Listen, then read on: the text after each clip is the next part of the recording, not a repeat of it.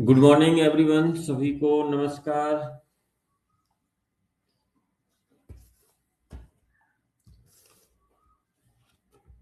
शीघ्रता पूर्वक सभी लोग ऐड हो जाया करें तो बड़ा अच्छा रहे।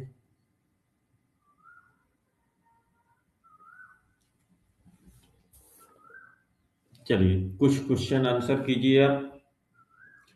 काल और व्याधि का विचार करके कौन सा कर्म किया जाता है?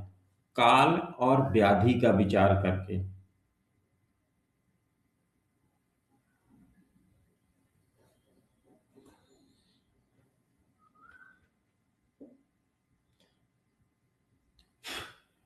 यस, ठीक है ना। काल और व्याधि का विचार करके क्या कर्म किया जाता है?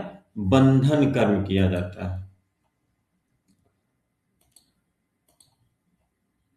सभी लोग जागृत अवस्था में आ जाए, आंसर करें।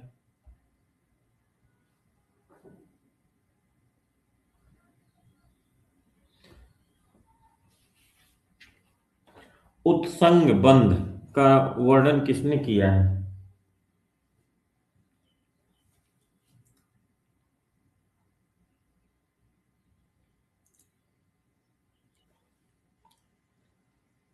वाग्भट्ट ने, ठीक है। वाग्भट्ट ने उत्संग बंध का वर्णन किया है। ओज का गंध किसके समान है? ओज का गंध क्या है? किसके समान होती है ओज की गंध?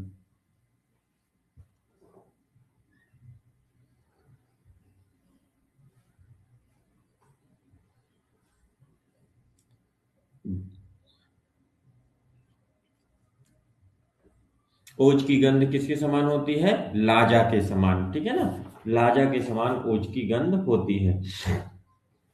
सुश्रुत ने कौन से पांडु का वर्णन नहीं किया?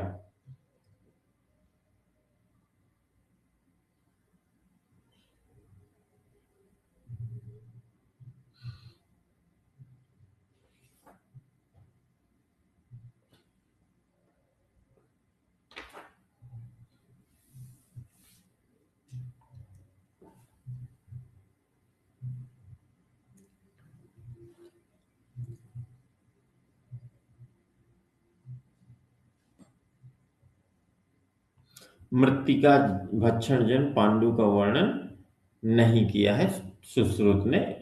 इस तरह से सुश्रुत के भेद चार हो जाते हैं, ठीक है। अब आप लोग मुझे बताइए कि परिक्षेपी भगंदर में परिक्षेपी भगंदर में दोष कौन से होते हैं?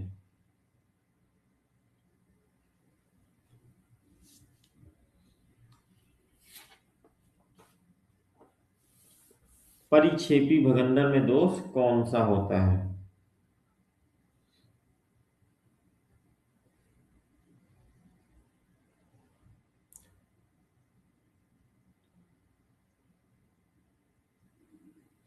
यस, कितने होते हैं? वात और पित्त, ठीक है। आचार्य सुश्रुत के अनुसार विद्रधि के भेद कितने हैं? आचार्य सुश्रुत के अनुसार विद्रधि के कितने भेद हैं?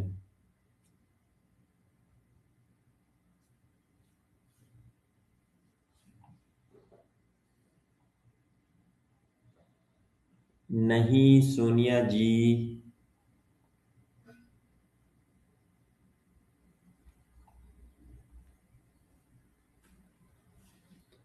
कृष्णा गलत बोल रहे हो।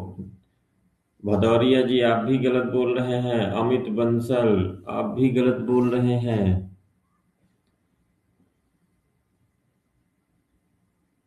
विद्रधि के भेद कितने हैं? छह भेद बताए हैं, मैंने बताया तो था।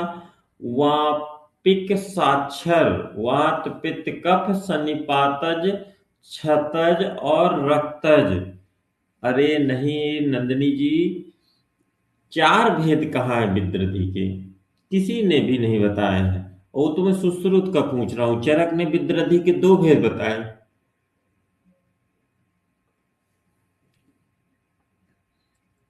आप लोग कैसे गलत कर सकते हैं? चलिए।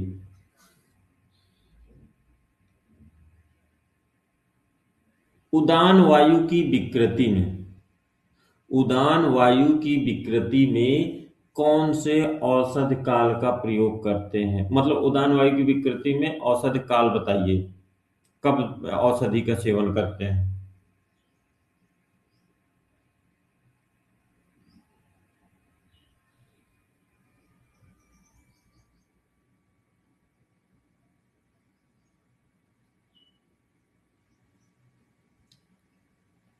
उदान वायु की विकृति में सायंकाल में और भोजन के पश्चात, ठीक है ना, सायंकाल और भोजन के पश्चात, ठीक है।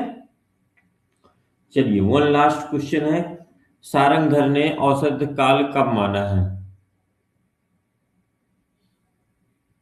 सारंगधर के अनुसार औसत काल कितने हैं?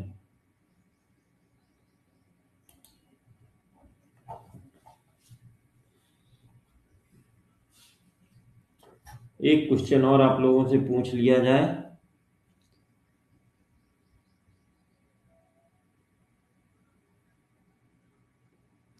अर्बुद के भेद कितने हैं?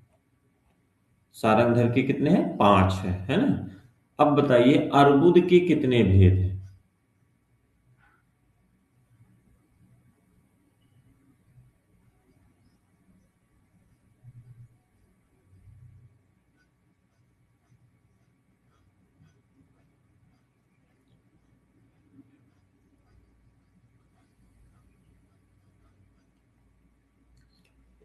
अर्बुद के कितने भेद हैं? 6, ठीक है। विद्रधि और अर्बुद 6 भेद इनके बताए गए हैं। चलिए एक और क्वेश्चन आपसे पूछा जाए।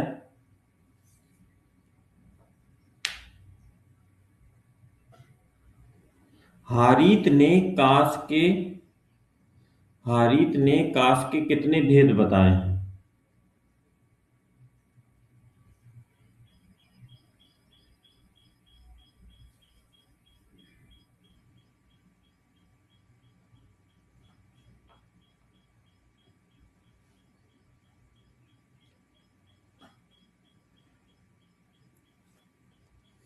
जी है ना। हारित ने काश के कितने भेद बताए हैं? 8 भेद बताए हैं। ये आया हुआ क्वेश्चन है। हारित के अनुसार काश के 8 भेद होते हैं। चलिए ठीक है, आप लोगों ने आज गलतियां कम की हैं, एक ही क्वेश्चन गलत बताया है कुछ लोगों ने।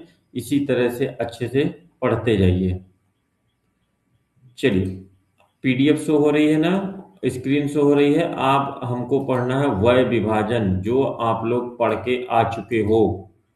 कौमार व्रत में आप लोगों ने पढ़ा होगा वय विभाजन।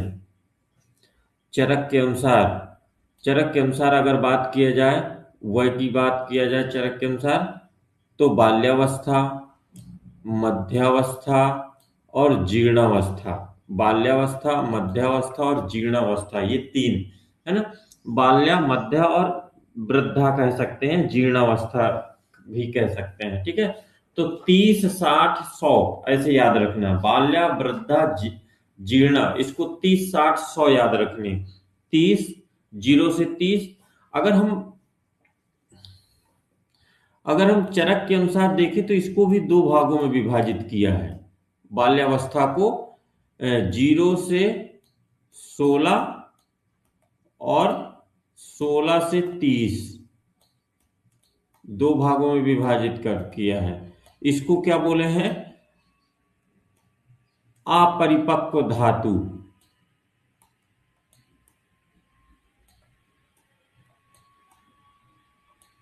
अपरिपक्व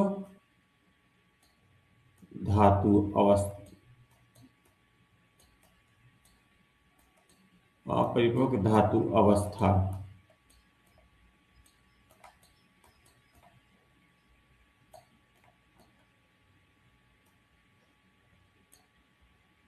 ठीक है ना। और इसको क्या है? परिपक्व।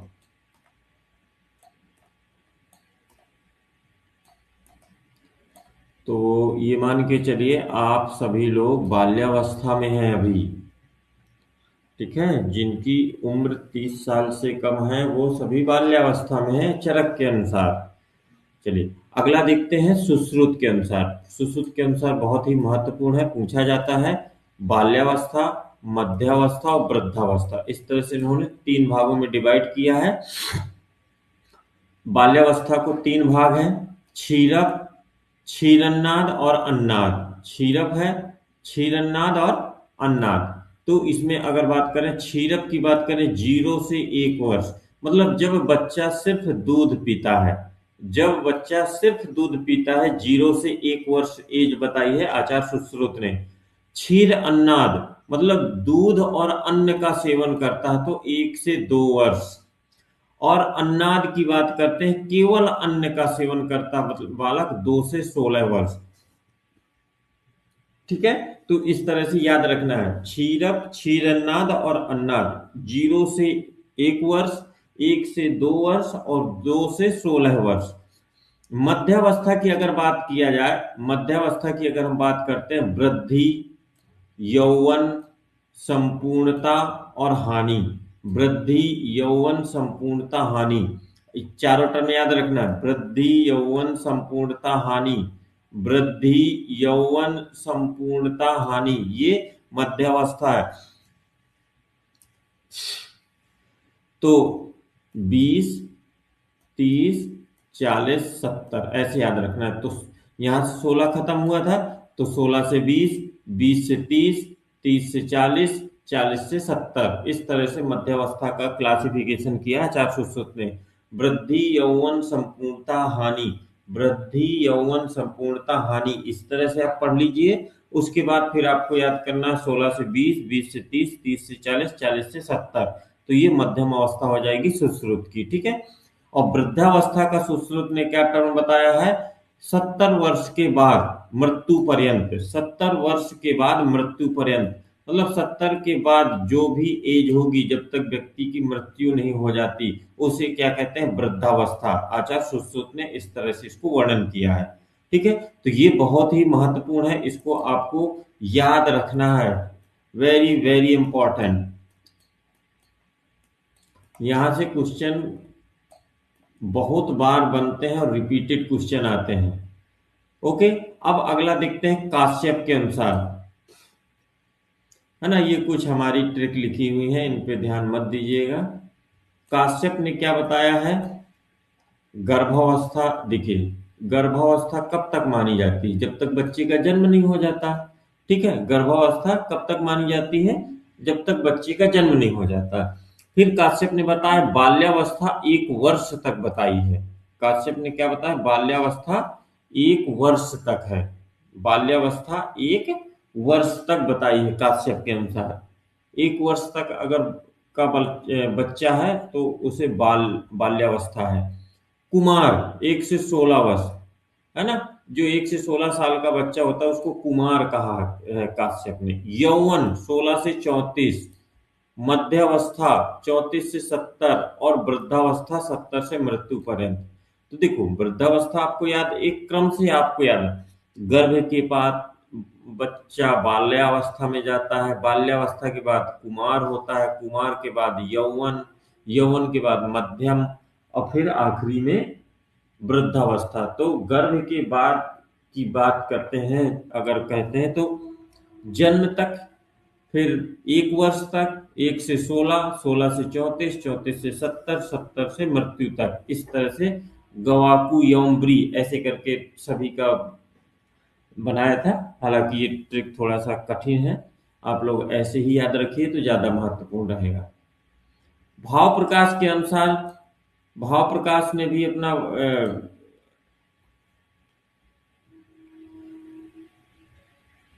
बुक में आपको मिल नहीं रहा है, पेज नंबर है 25।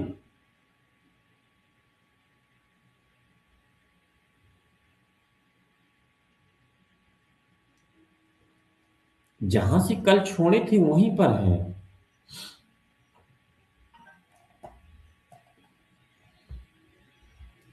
जहां से कल छोड़ा था वहीं पर है। ठीक है, पेज नंबर 25 मिला। अभी ये देखो 26 चालू हो गया, ये क्या हो गया, 26 चालू हो गया। तो 25 में ये यहां से स्टार्ट किया था हमने, ठीक है। ये 26 चल रहा है।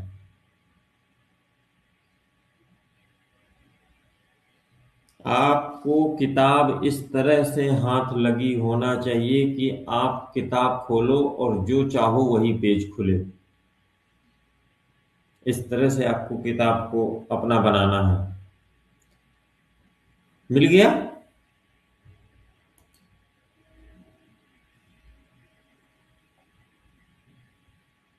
चलिए, तो भाव प्रकाश, भाव प्रकाश ने क्या बताया है? बाल्या, बाला की अगर बात करते हैं भाव प्रकाश का, तो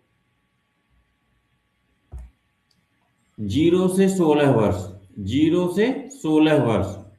तरुणी की बात करते हैं 16 से 32, और प्रौढ़ की बात करते हैं 32 से 50, और वृद्धा की बात करते हैं 50 से ऊपर। देखो आप लोग अभी बाला तो होंगे नहीं, 0 से 16 साल का कोई नहीं होगा।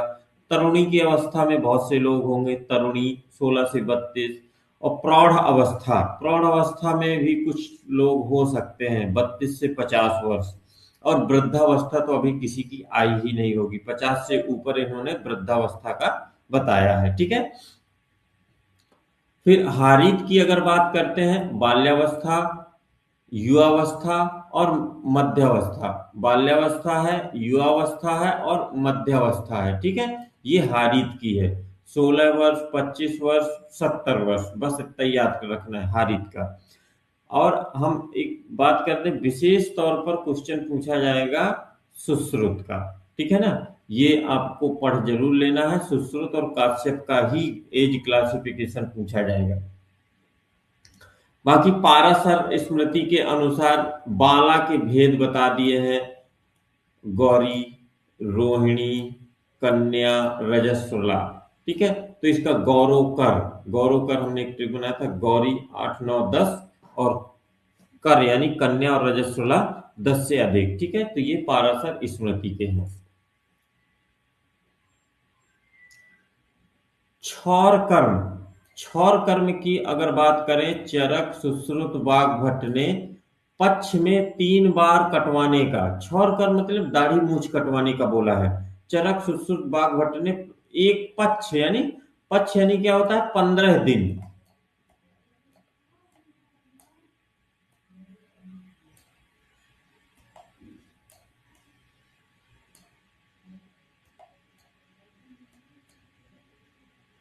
पक्ष यानी 15 दिन, ठीक है। तो क्षौर कर्म की अगर बात करते हैं, तो चरक, सुश्रुत, वाग्भट ने पक्ष में 3 बार दाढ़ी मूछ कटवाने का बोला है, पक्ष में 3 बार। भेल और छार पानी का 3 माह में 1 बार, है ना। भेल और छार पानी में क्या, 3 महीने में 1 बार भाई अपने दाढ़ी बाल कटवाओ। और योग रत्नाकर कहते हैं 5-5 दिन में, ठीक है।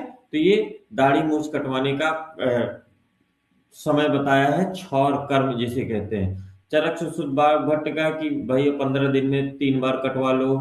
भेल और छार पानी ये कहते हैं 3 महीने में 1 बार कटवाओ, ठीक है।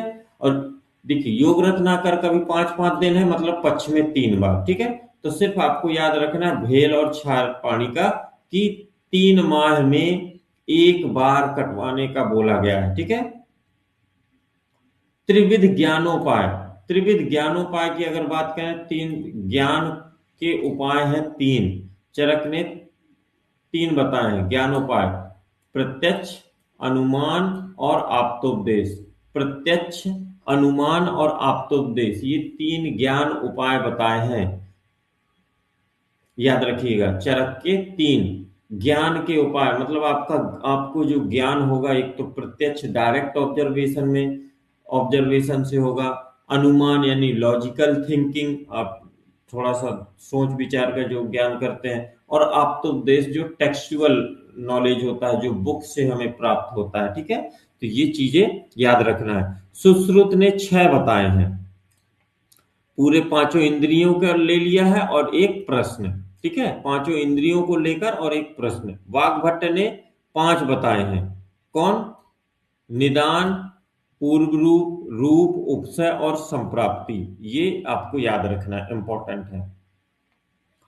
अब विष के गुण की अगर बात करें, विष के गुण, विष के गुण अगर हम चर्चा करते हैं तो चरक ने 10 गुण,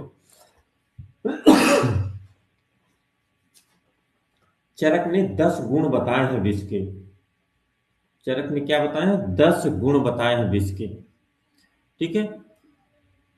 लघु, रुक्ष, आशु, विशद, व्यवायी, तीक्ष्ण, विकासी, सूक्ष्म, उष्ण और अनिर्देश रस। अनिर्देश रस करके टर्म बताया है, अनिर्देश रस। ठीक है। तो यही का पहले बहुत क्वेश्चन पूछा जाता था कि अनिर्देश रस किस आचार्य ने विष का गुण बताया है, तो ये किसका है? चरक का। ठीक है। बाकी लघु, रुक्ष, आशु, विशद, व्यवायी, तीक्ष्ण, विकासी, सूक्ष्म, उष्ण, ये तो है ही। इसके बाद अगर सुश्रुत ने भी 10 बताए हैं, इन्होंने क्या बताया? एक टर्म एक्स्ट्रा बताया है, अपाकी। अनिर्देश की जगह सुश्रुत ने अपाकी गुण बताया है, अनिर्देश के स्थान पर सुश्रुत ने अपाकी गुण बताया है। ठीक है। अगर वाग्भट्ट की बात करते हैं, वाग्भट्ट की बात करते हैं तो इन्होंने 11 बताए हैं। इन्होंने एक टर्म बता दिया विषम पाकी। तो देखो, अनिर्देश रस चरक का है, अपाकी सुश्रुत का है, और विषम पाकी टर्म जो आएगा वो वाग्भट्ट का है। ये तो तीनों टर्म को आज आपको याद रखना है। बाकी तो लगभग तीक्ष्ण, रूस, विशद, आशु, व्यवायी, विकासी ये सेम है। सारंगधर क्या बोलते हैं? 8 बताए हैं। सारंगधर ने क्या बताया है? 8। विष के गुण सारंगधर के 8 हैं। विष के गुण जो है सारंगधर के 8 कौन कौन से हैं? व्यवायी, विकासी, सूक्ष्म, छेदी, मदकारी, आग्नेय, जीवित हर और योगवाही। ये इस तरह से सारंगधर के 8 गुण होते हैं विष के। तो आप चरक के गुण याद रखिए और सारंगधर के याद रखिए, बाकी संख्यात्मक आपको याद रखना है। और जो सुश्रुत ने एक जो टर्म बताया है, अपाकी टर्म यूज किया है, वाग्भट्ट ने विषम पाकी टर्म यूज किया है, तो इसको भी आपको याद रखना है। ठीक है। तो ये विष के गुण हैं। अगला अगर हम बात करते हैं विष के भेद, विष के भेद सभी आचार्यों ने लगभग 2 ही भेद बताए विष के। जैसे चरक ने स्थावर और जांगम, मतलब एक जो पेड़ पौधों का विष होता है और एक जीव जंतुओं में होता है जो विष, ऐसे सुश्रुत का है। वाग्भट्ट थोड़ा सा अलग बता देते हैं। वाग्भट्ट कहते हैं कृत्रिम और आकृत्रिम, है ना? कृत्रिम और आकृत्रिम, थोड़ा सा ये मिस प्रिंट हो गया था, आकृत्रिम, है ना? आकृत्रिम याद रखिएगा। वाग्भट्ट की क्या है? कृत्रिम और आकृतम, ये दो दो विष के भेद बताए, कृत्रिम और आकृतम। काश्यप ने बताया है स्थावर, जांगम और संयोगज। स्थावर, जांगम और संयोगज। ठीक है। ये काश्यप के 3 है, याद रखिएगा, स्थावर, जांगम और संयोगज।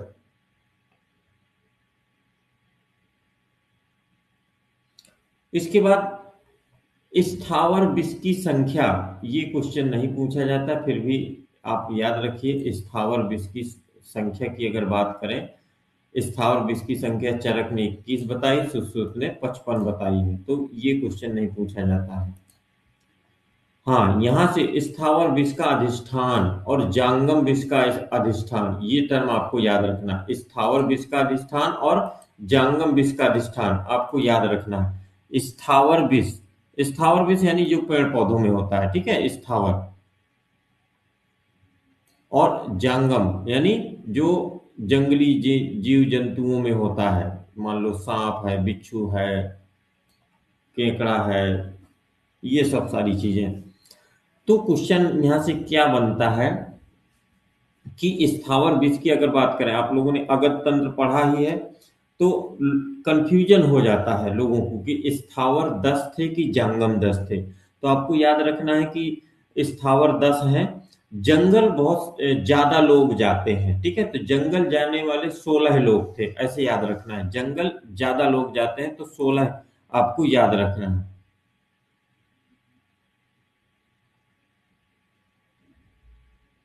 हाँ, सही बात है, प्रौढ़ शिक्षा ले रही हैं सोनिया जी।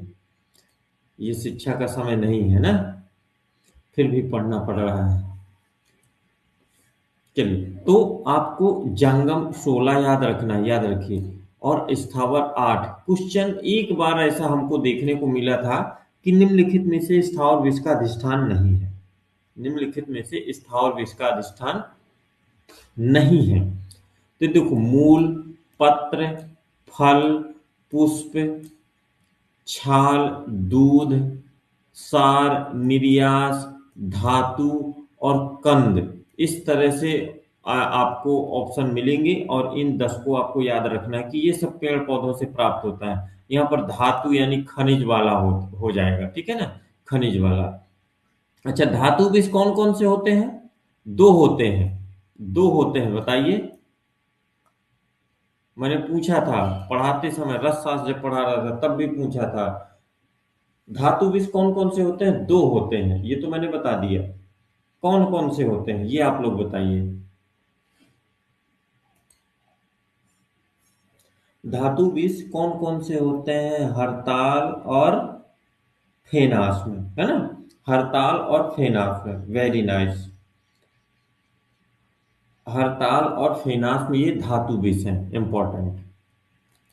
चलिए, और अगर हम जंगम विष की अधिष्ठान की बात करें तो जो जीव जंतु की कुछ दृष्टि से आपको विषैला बना देते हैं, ऐसे बहुत सारे सर्प होते हैं या कुछ जीव जंतु होते हैं कि आपको उन्होंने देख लिया कि विष का प्रभाव हो जाएगा। श्वास, दंष्टा, नख, पुरीस, है ना, ये सब सारी चीजें एक बार रीड कर लेना है बस। विष के वेग की अगर बात करें, विष के वेग कितने हैं? विष के वेग मनुष्य में अगर बात करें तो चरक के 8 है, सुश्रुत के 7 है। तो ये टर्म याद रखना है, चरक के 8 और सुश्रुत में के 7। तो क्वेश्चन आपसे ये भी पूछा जाता है कि चरक और सुश्रुत के अनुसार विष के वेग है क्रमशः, तो ऑप्शन बन जाएगा 8 7 या 7 8 या 7 7 या 8 8, ठीक है, इस तरह के ऑप्शन बनते हैं क्रमशः अगर पूछा जाएगा। तो चरक के ज्यादा थे, चरक के 8 भेद थे, सुश्रुत के 7 है। 7 से सुत और 7 से 7 ऐसे भी याद कर सकते हैं। पशुओं के 4 वेग होते हैं, पशुओं में 4 वेग होते हैं विष के। तो पशुओं के कितना भाई, मान लो ये पशु है, उसके 2 पैर ये और 2 पैर ये, इस तरह से आपको याद रखना है, ठीक है, ये पशु का, ठीक है। ये तो गलगोटिया बन गया हमसे। चलिए, तो पशु के 4 पैर होते हैं, इस वजह से 4 वेग होते हैं उसमें, ऐसे याद रखना। पक्षी के 3 वेग हैं। और पक्षी को कैसे याद करोगे? मान लो ये चिड़िया है कोई, अब चिड़िया ही नहीं मुझसे बन रही है, चलो बन गई जैसे तैसे। चिड़िया के 2 पैर होते हैं और एक पूंछ होती है, ठीक है। तो इस तरह से इनके 3 वेग आपको याद रखना है, पक्षियों के 3 और पशु के 4। और मनुष्य में क्या होता है, चरक ने 8 बताया, सुश्रुत ने 7 बताया, ठीक है, वेरी सिंपल। ये सब आप लोग पढ़ चुके हो। सर्प के भेद, सर्प के भेद देखिए, चरक और बाघभट्ट ने 3 भेद बताए। चरक और बाघभट्ट ने 3, दर्विकर, मंडली और राजीमान। दर्विकर, मंडली और राजीमान, ये सर्प के 3 भेद हैं, चरक और बाघभट्ट के।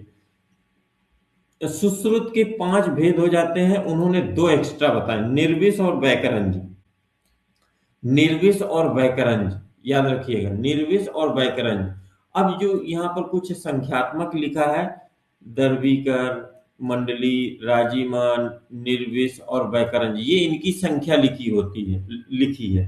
दर्विकर 26, मंडली 22, राजीमान 10 और निर्विष 12 और वैकरंज 3, इस तरह से संख्यात्मक इनका होता है। तो वही लिखा हुआ है यहाँ पर 26 22 10 12 3, मोबाइल नंबर की तरह आप लोग याद कर सकते हैं, 26 22 10 12 3, दर्विकर, मंडली, राजीमान, ठीक है, निर्विष और वैकरंज, ओके, याद रखिएगा।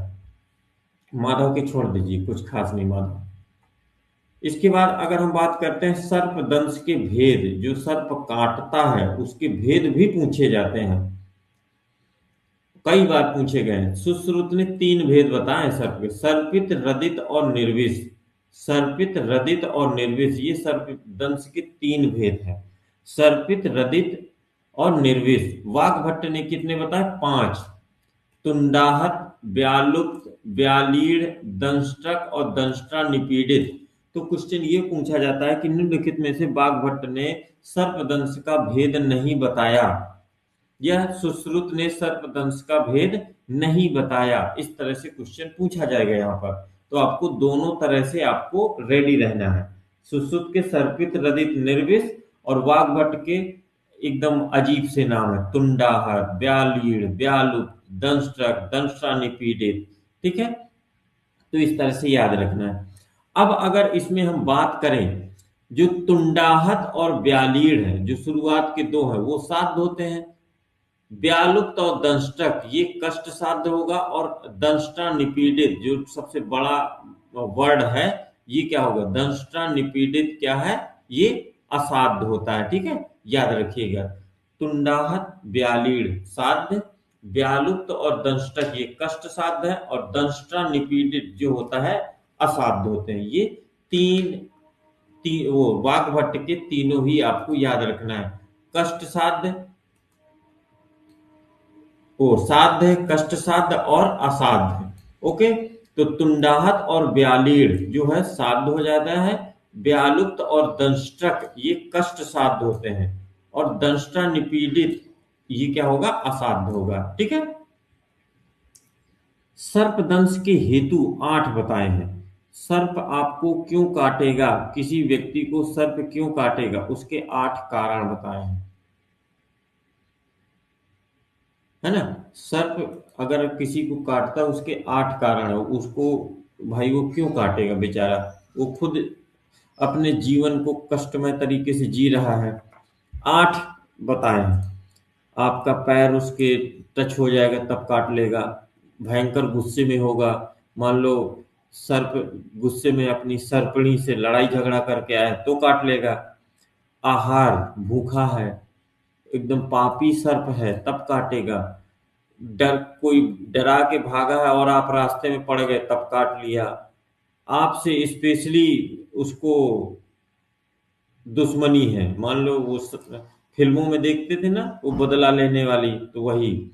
और उसके अंदर विष इतना भरा हुआ है कि वो अपने विष को बाहर निकालने के लिए अति विष के कारण काटता है। देव, ऋषि आदि की प्रेरणा से किसी देव और ऋषि ने कहा कि जाओ भाई उसको काट के आओ, वो आज्ञा का पालन करते हुए आएगा, आपको काट के चला जाएगा। इस तरह से ये सर्पदंश के 8 हेतु बताए हैं। ठीक है,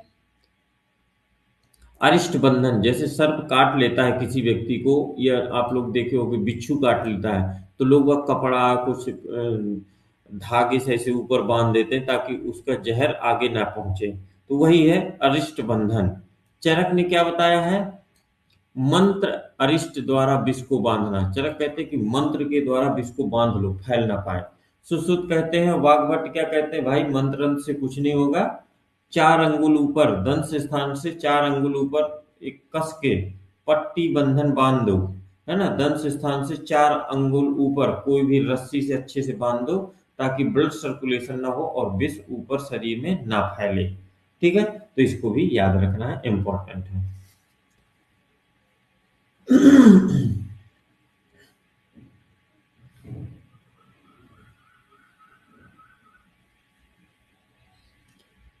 अब मूलनी फलनी आप लोगों ने पढ़ा होगा, पढ़ा है।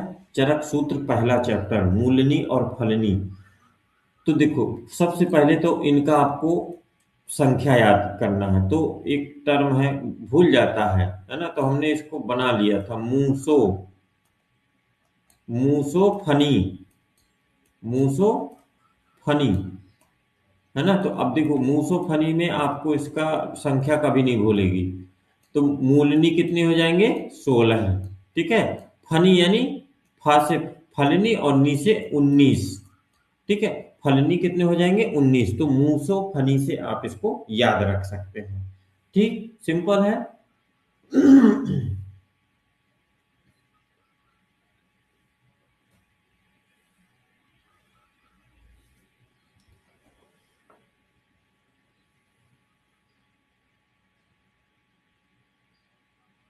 अब देखो, वमन मूलनी में वमन कौन सा कर्म करते हैं, विरेचन कौन सा करते हैं, और शिरोविरेचन करते हैं।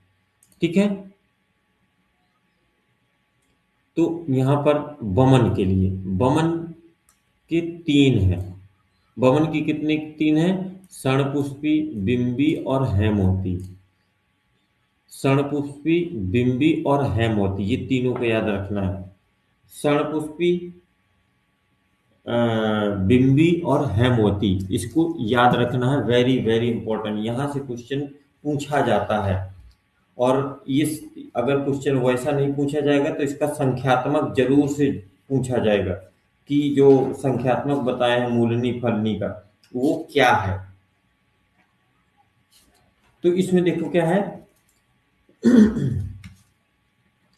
अ, षणपुष्पी है, बिंबी है और हेमवती। अच्छा, हेमवती किसका पर्याय था भाई?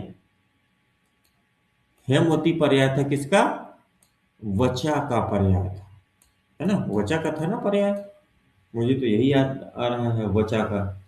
तो इसका विवश याद रखना। वमन कराने पे लोग विवश हो जाते हैं। बी वा, विवश हो जाते हैं ना वमन कराने के लिए। तो बी से बिंबी, वा से वचा और सा से षणपुष्पी। ठीक है, इस तरह से याद रखना है। वमन के तीन है। विरेचन के छोड़ दो, क्योंकि 11 संख्या में होते हैं, इसको छोड़ दो। शिरोविरेचन, शिरोविरेचन दो है मूलनी में, श्वेता और ज्योतिषमती। शिरोविरेचन कौन है? दो, श्वेता और ज्योतिषमती। श्वेता और ज्योतिषमती, ये दो हैं, श्वेता और ज्योतिषमती। श्वेता और ज्योतिषमती, वेरी वेरी इंपॉर्टेंट। श्वेता और ज्योतिषमती।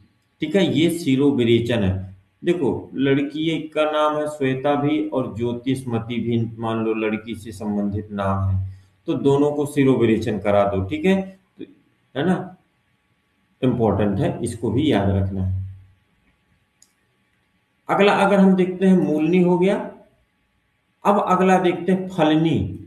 यहाँ पर फल, फनी हमने पढ़ा था, ये एक ट्रिक पढ़ी थी, फनी यानी फा से फलनी और नी से 19। ठीक है।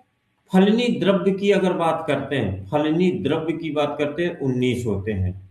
वमन के 8, विरेचन के 10 और शिरोविरेचन का 1। तो देखिए, फलनी में वमन के, आप लोगों ने कल्प स्थान पढ़ा होगा, तो वो सारे ड्रग हैं यहाँ पर। धामार्गव, इक्ष्वाकु, जीमूतक, कृतवेधन, मदनफल, कूटज, त्रपुस और हस्तिपर्णी। अब मैं सोच रहा हूं आप लोगों को थोड़ा सा कुछ और बता दूं यहाँ पर।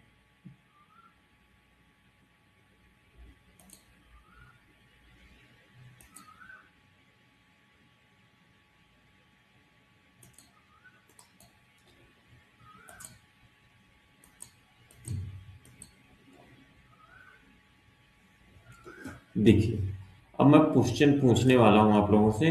धामार्गो के कितने वामक योग थे? इक्ष्वाकु के कितने थे? जीमूतक के कितने थे? कृतवेधन के कितने थे? मदन फल के कितने थे? पूटज के कितने थे? त्रपुस, त्रपुस यानी खीरा, ये तो ठीक है। हस्तिपर्णी, देखो हस्ती दंती हमने ऊपर पढ़ा था। ठीक है, हस्ती दंती विरेचन में है, वो भी मूलनी में है ना? तो हस्ती दंती, जो हाथी होता है, ऐसे याद रखना, हाथी वो क्या होता है? मूल सहित उखाड़ लेता, हस्ती दंती। हाथी का दांत मूल जैसा दिखता है, ऐसे याद रखना है। हस्ती दंती, हाथी का दांत जो है मूल जैसा यानी जड़ जैसा होता है, तो वो मूलनी में आएगा। हस्ती पर्णी, है ना? यहाँ पर हस्ती पर्णी, ये किस में आएगा? फलनी में, याद रखिएगा। अब देखो, अगर इसमें हम आप लोगों को बताएं, धामार्गव है, अब आप लोग तो बताओगे नहीं कि बता देंगे?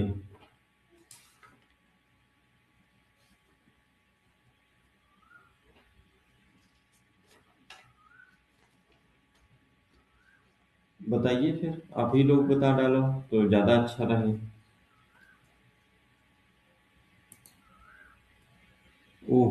ये इन्होंने तो एकदम बढ़िया शॉर्ट में लिखा, क्या बात है प्रीति जी। देखिए धामार्गव के कितने हैं, 60 हैं, है ना। इक्ष्वाकु के कितने हैं, 45, 45 ही है ना, हाँ। धामार्गव के 60, आदमी 60 साल की उम्र में धर्म कर्म काम करने लगता है 60 साल के बाद, और 45 के बाद तो लोग की इच्छाएं ही खत्म हो जाती हैं, ठीक है। और जी मुंह तक 39। कृतवेधन की बात करते हैं, कृतवेधन नहीं बताया क्या आप लोगों ने, कृतवेधन भी 60 साल का है, ठीक है। वो सॉरी, 60 साल नहीं है, देखो धामार्गव और कृतवेधन ये दोनों 60 है। मदन फल 133, कुटज 18, 18 साल तक व्यक्ति की बड़ी कुटाई होती है। इक्ष्वाकु 45 साल की उम्र में लोगों की इच्छा खत्म हो जाती है ना। जीमू तक 39 हो गया सभी। तो इस तरह से आपको ये भी रिवीजन हो गया। बस यही, इसमें यही हमको पढ़ना था, हस्ती पढ़ती है। विरेचन के हमको ज्यादा पढ़ना नहीं। विरेचन में देखो क्वेश्चन यहाँ से ये पूछा जाता है, आनूप क्लीतक और स्थलज क्लीतक ये किसके अंतर्गत है, फलनी में है या मूलनी में है। तो फलनी है ना, फलनी विरेचन में है। प्रक्रिया और उदकिरिया ये भी क्वेश्चन पूछा जाता है, प्रक्रिया और उदकिरिया। ओके, तो ये किसके अंतर्गत है, विरेचन फलनी। सिरो विरेचन की अगर हम बात करते हैं तो एक बताया है इन्होंने, सिर्फ प्रत्येक पुष्पी, है ना। किसी मान लो फलदार पौधे होते हैं जो, उसका एक पुष्प ले लो, किसी को सूंघा दो तो उसकी नाक से पानी गिरने लगता है, ऐसे याद रखना सिरोविरेचन, ठीक है, इंपॉर्टेंट है। समझ में आया? अगर यहाँ समझ में ना आया हो तो बता दो हमको, हम कुछ और तरीके से समझा दें। त्रपुस का कहाँ, योग कुछ नहीं, त्रपुस यानी खीरा होता है ना, खीरा जो इस समय आप लोग खूब खाते होंगे, खीरा, जो ककड़ी वाला खीरा होता है ना, वही वाला।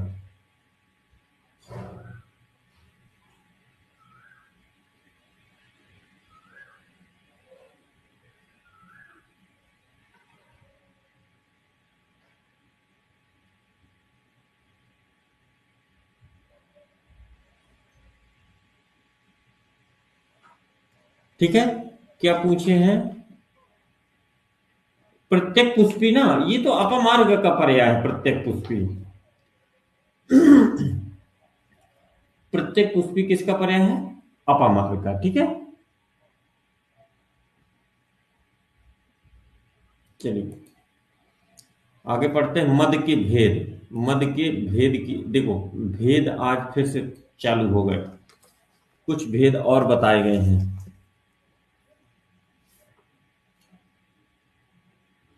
मद के भेद कितने हैं देख लेते हैं। 4 भेद आपको याद रखना है, वात पित्त कफ, बाकी और नहीं याद रखना। 4 भेद है मद के, सिर्फ चरक और सुश्रुत का। मूर्छा की अगर बात करते हैं, किसी को मूर्छा चरक ने 4 बताई है, सुश्रुत ने 6 बताई है। मध्य और विषजन्य मूर्छा ये सुश्रुत का है, मध्य और विषजन्य मूर्छा ये किसका है, सुश्रुत का, ठीक है। चरक के 4 है और सुश्रुत के 6 है, बस 2 ही याद रखना है, चरक के 4 और सुश्रुत के 6। बागभट्ट के भी 4 है, माधव के 6 है, सिंपल। संन्यास के भेद कितने हैं, एक ही है, चरक ने एक ही भेद बताया है। चरक सूत्र 24 चैप्टर में मद मूर्छा संन्यास का वर्णन आता है वहीं पर। मध्य के गुण, मध्य के क्या गुण, मध्य के गुण कौन कौन से हैं भाई? मध्य के गुण चरक ने 10 बताए और सुश्रुत ने 8, वाग्भट्ट ने 10। बस संख्यात्मक याद रखना, चरक ने 10, सुश्रुत ने 8, वाग्भट्ट ने 10। बस संख्या के रूप में आपको याद रखना, इसके अलावा इसमें कुछ नहीं पता।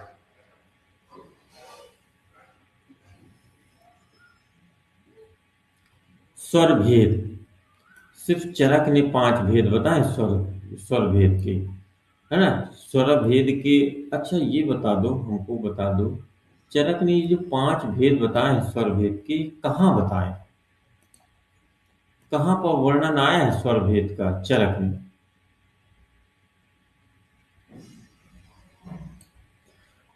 बाकी सभी आचार्यों ने 6 भेद बताए हैं स्वर भेद के, ठीक है। सभी आचार्यों ने 6 भेद बताए हैं, सिर्फ चरक के हैं 5 भेद, अन्य आचार्यों के कितने हैं? 6 भेद हैं।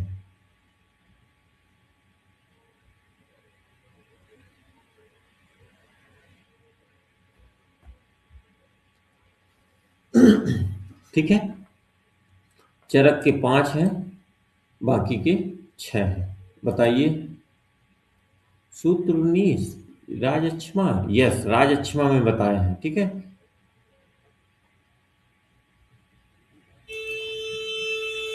चलिए, इसके बाद आता है अरुचि। अरुचि, किसी को भोजन खाने की इच्छा नहीं हो रही है, 5 भेद बताए हैं, तो ज्यादा कुछ खास नहीं है, बस संख्यात्मक याद रखना है। 5 भेद बताए सभी आचार्यों ने अरुचि के, बस 5 भेद आपको याद रखना है।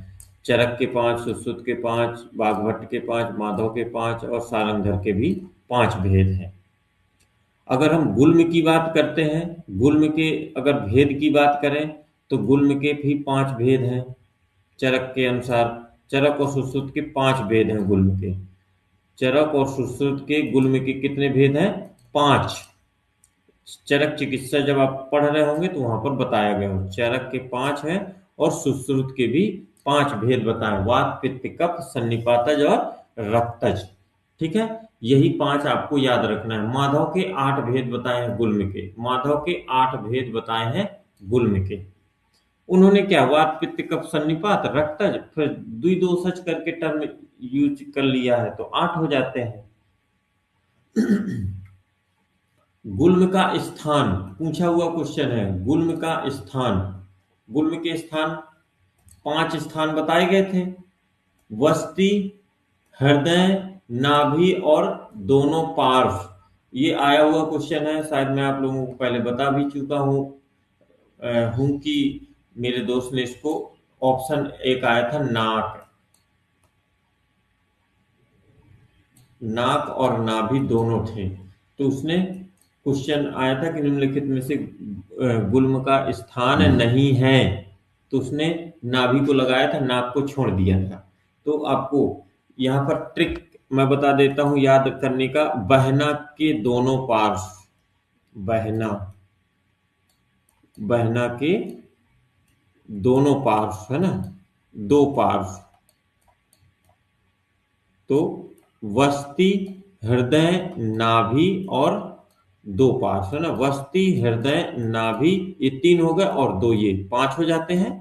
तो इस तरह से इसको याद रखना है, इंपॉर्टेंट है। रक्त पित्त के भेद ये हम पढ़ चुके हैं चरक के अनुसार 3, किलास, शोथ और रक्त पित्त, इसके 3 भेद हमने पढ़ा था। किशोर करके टर्म मैंने यूज किया था, किशोर, किलास, शोथ और रक्त पित्त 3 है। ऊर्ध, अधोग और उभय है ना, ऊर्ध, अधोग और उभय मतलब दोनों मार्ग से उत्पन्न होने वाला, ऊर्ध, अधोग और उभय दोनों मार्ग से उत्पन्न होने वाला जो रक्त पित्त है, ठीक है, इंपॉर्टेंट है।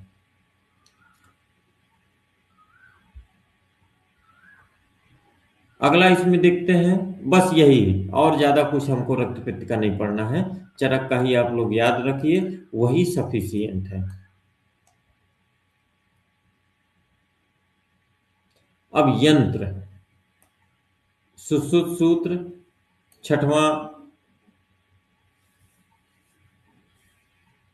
7वां चैप्टर में यंत्र बताया है, सुश्रुत सूत्र के 7वें चैप्टर में यंत्र 6 प्रकार के यंत्र बताए सुश्रुत में, स्वस्तिक यंत्र, सदंश यंत्र, ताल यंत्र, नाड़ी यंत्र, शलाका यंत्र और उपयंत्र, ये यंत्र के भेद हैं। 6 भेद बताएं, यंत्र के कितने भेद हैं? 6, याद रखिएगा, इंपॉर्टेंट है। यहां से क्वेश्चन जोड़ी मिलाने वाला क्वेश्चन आता है, जोड़ी मिलाने वाला। यंत्र के कितने भेद हैं? 6, ठीक है। अब क्वेश्चन ये है कि यहाँ पर हमको बाघभट्ट का नहीं पढ़ना, हमको सुश्रुत का ही पढ़ना है। स्वस्तिक यंत्र होते हैं संख्या में 24, स्वस्तिक यंत्र संख्या में 24। सदंश, है ना, सर्प दंश करता है तो दो छेद होते हैं ना, सदंश, है ना, दंश के दो छेद ऐसे होंगे तो दो। ताल यंत्र, ताली बजाते हैं तो दोनों तालियों का यूज होता है तो दो। ठीक है। नाड़ी, है ना, 20। नाड़ी के कितने हैं? 20। नाड़ी की संख्या कितनी है? नाड़ी यंत्र की संख्या 20 है। सलाका यंत्र की संख्या 28 बताई गई है। 28 प्रकार के सलाका यंत्र हैं। और उप यंत्र कितने हैं? 25। उप यंत्र कितने हैं? 25। ठीक है। तो सुश्रुत का ये आपको याद रखना है, इसके अलावा और कुछ नहीं पढ़ना। फिर इसके बाद यहां पर अगला हम देखते हैं प्रमाण, यंत्र का प्रमाण। ठीक है। तो शुरू के स्वस्तिक, सदंश और ताल। स्वस्तिक यंत्र, सदंश यंत्र और ताल यंत्र, ये क्या है? प्रमाण में अगर बात करें तो 18 अंगुल, 16 अंगुल और 12 अंगुल। ठीक है। 18 अंगुल, 16 अंगुल और 12 अंगुल। ठीक। 18, 16 और 12 अंगुल, ये क्या है? स्वस्तिक, सदंश और ताल, इन तीनों के इन तीनों के प्रमाण है। स्वस्तिक का जो लंबाई होती है 18 अंगुल, सदंश की थोड़ा सा कम यानी 16 अंगुल, और ताल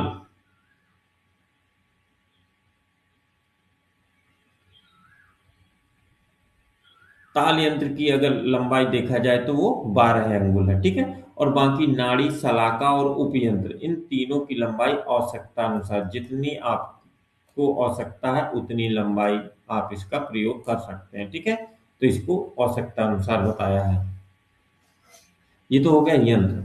अब शस्त्र की बात करें, यंत्र हो गया, शस्त्र 8वें चैप्टर में शस्त्र भी बताया गया है। शस्त्र 20 है। शस्त्र कितने हैं? 20। बस संख्यात्मक याद रखना। यंत्र कितने थे? 6। और शस्त्र कितने हैं? 20। ठीक है।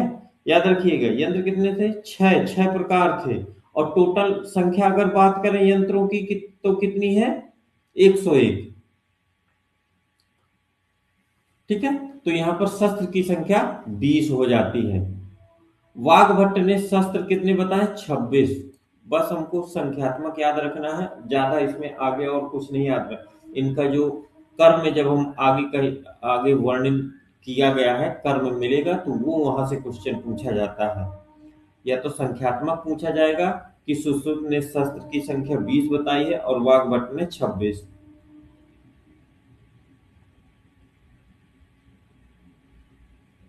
यंत्र के दोष और शस्त्र के दोष, यंत्र के दोष और शस्त्र के दोष, ये याद रखना है। यंत्र के दोष और शस्त्र के दोष। यंत्र के दोष कितने हैं? 12 और शस्त्र के 8। अब मैं एक यहीं पर आप लोगों को टर्म बता देता हूं, यंत्र के गुण, दोष और कर्म। ठीक है। यंत्र के जो होगा गुण, दोष और कर्म, हम एक साथ बता देते हैं। जैसे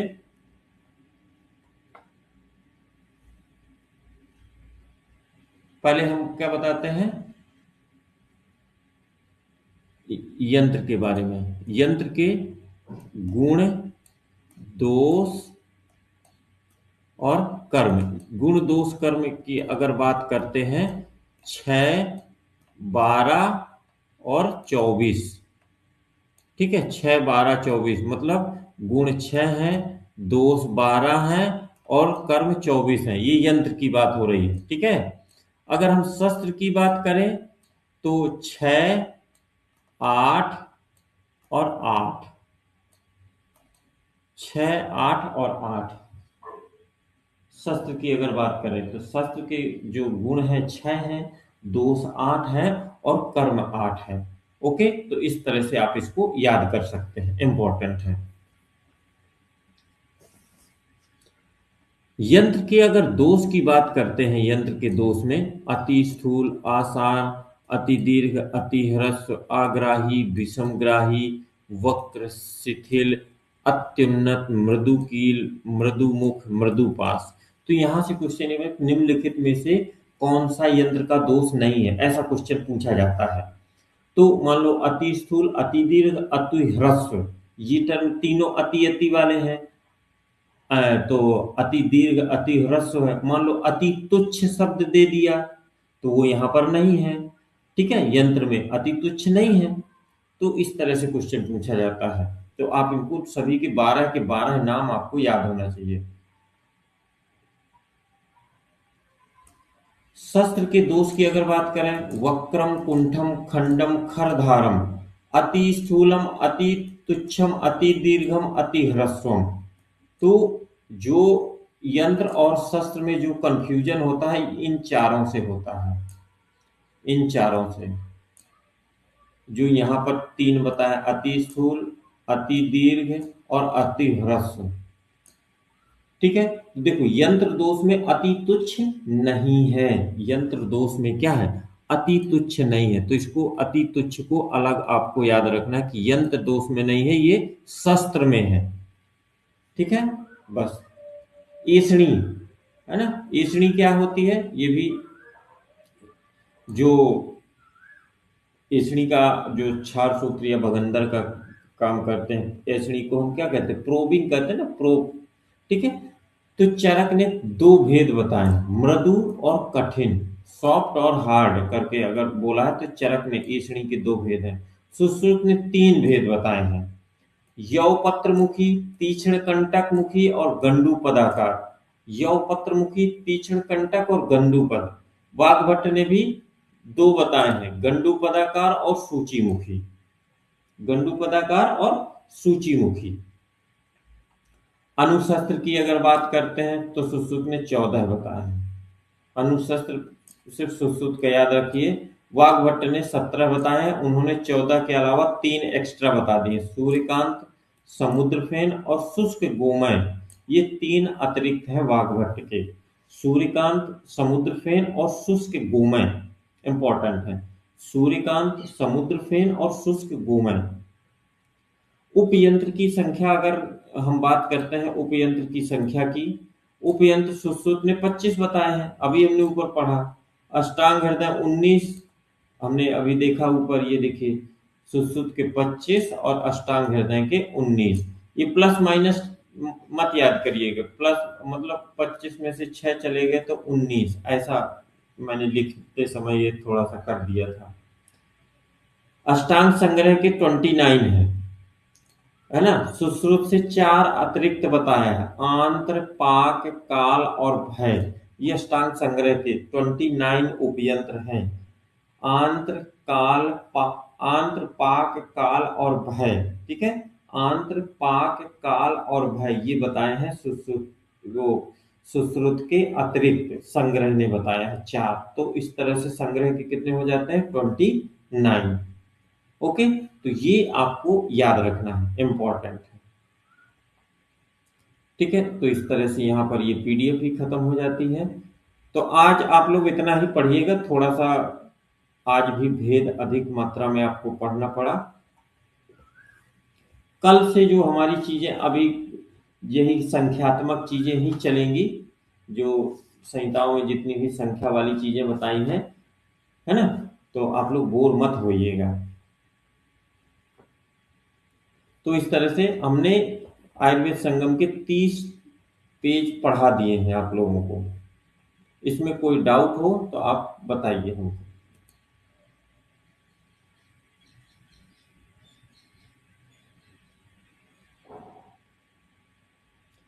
शस्त्र यंत्र क्या बता रहे हैं यार, 6, 8, 8 है ना शस्त्र के गुण, दोष और कर्म। 6, 6, 8 नहीं है, कौन है भाई, सोनिया जी। 6, 8, 8 है, मतलब शस्त्र के जो दोष गुण है 6 है, दोष 8 है और कर्म 8 है। कर्म आप देखते हैं ना, शस्त्र के अष्टविध शस्त्र कर्म।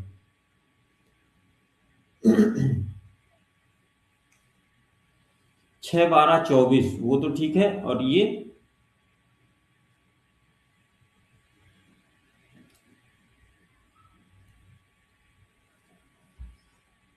चलिए ठीक है, तो इतना ही आप लोग पढ़िए, और बाकी ऐसे कोई डाउट होता है तो आप लोग हमको बताइएगा। उसको भी हम क्लियर करेंगे। चलिए ठीक है, तो आज के लिए इतना ही रखते हैं, बाकी फिर मिलते हैं। कल संडे है। बुक कहाँ से मिलेगी? मैंने ग्रुप में एक नंबर सेंड किया था, डायरेक्ट वो पब्लिशर का था, उसमें से आप कॉल कर लीजिए। हो सकता है वो 3-4 दिन में, 5 दिन में आपको भेज दे। अमेजोन से अभी ऑर्डर करेंगे तो अमेजोन वाला बहुत टाइम लेता है। अमेजोन में भी मिलती है तो आपको को 20-25 तारीख तक वो भेजे, तब तक आपका कोई मतलब का नहीं रह जाएगा। ग्रुप में मैंने एक नंबर भेजा था, आप देखिएगा, चौखम्मा करके। हाँ, अमेजोन में है, लेकिन थोड़ा सा क्या है ना, वो डिलीवरी बहुत लेट करता है।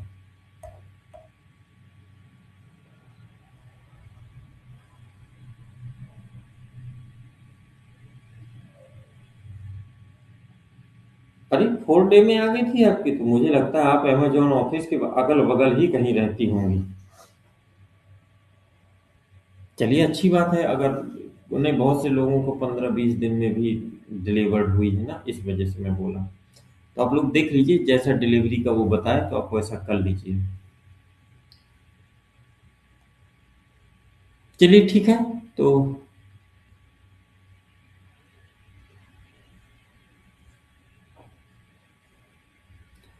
कोई नहीं, जिसको मिल गई अच्छी बात है, और जिसको जैसी जो भी सुविधा हो वो आप मंगवा लीजिए। अदरवाइज ऐप में पीडीएफ अपलोडेड है, वहां से भी आप लोग पढ़ सकते हैं। चलिए इसको अच्छे से पढ़ते रहिए। कल संडे है, कल मॉर्निंग में भी क्लास होगी, आप लोग की कोई छुट्टी नहीं है टिल एग्जाम। ठीक है, मॉर्निंग में भी क्लास होगी।